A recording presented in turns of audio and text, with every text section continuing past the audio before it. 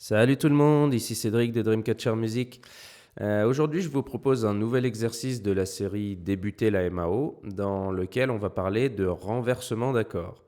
On avait déjà vu les bases des accords dans un exercice précédent, mais si vous ne savez pas bien ce que c'est, je vous conseille d'y rejeter un coup d'œil en cliquant sur le lien que je vous propose. Sinon, on enchaîne avec les renversements.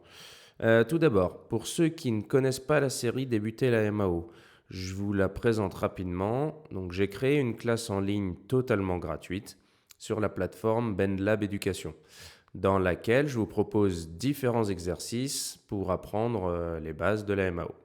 Donc, n'hésitez pas à vous y inscrire. Vous trouverez toutes les informations nécessaires dans la description de cette vidéo. Donc, sans plus attendre, on attaque l'exercice en créant un nouvel instrument.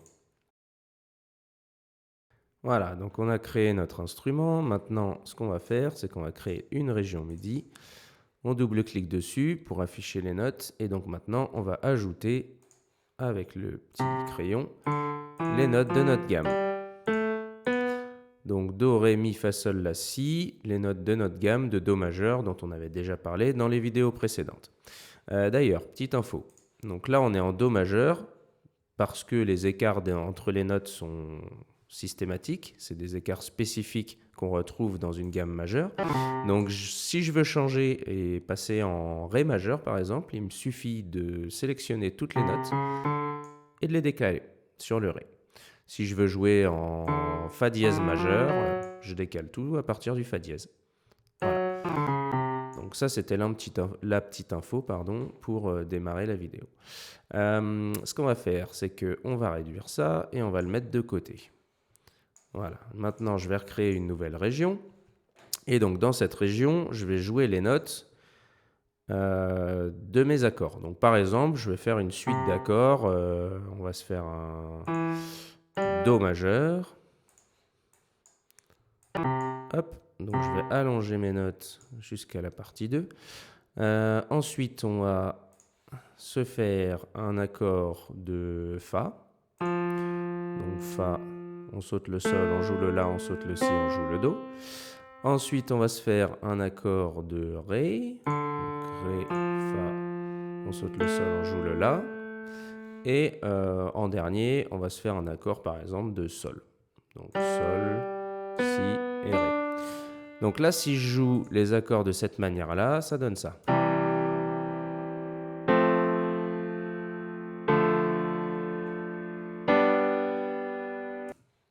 Voilà, donc là c'est sympa, mais on a quand même un petit peu trop d'écart entre les notes et du coup ça ne donne pas quelque chose de très très stable. Donc maintenant je vais vous montrer ce qu'est un renversement. C'est très simple sur le principe.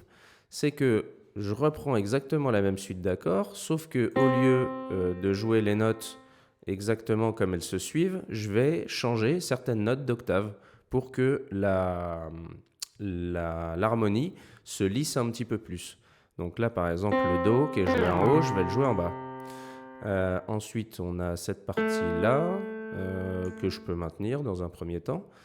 Et donc, on va prendre le Ré ici, que je vais jouer en dessous. Et même peut-être le Si. Non, je vais le garder comme ça. On va garder une harmonie montante. Donc là, par exemple, voilà ce que ça donne.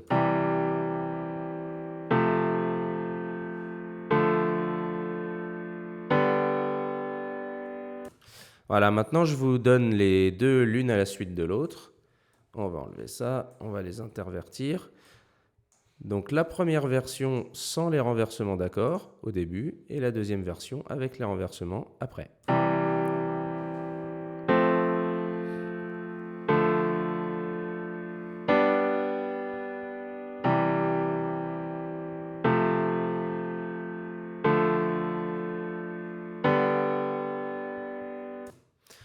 Voilà, donc le principe des renversements, c'est pas plus compliqué que ça. Il vous suffit de jouer les notes à des octaves différentes et donc ça vous permet de les rassembler un peu plus et d'avoir quelque chose de plus homogène.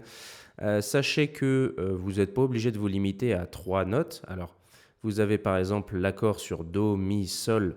Si vous jouez une note différente, ça va sonner un petit peu bizarre.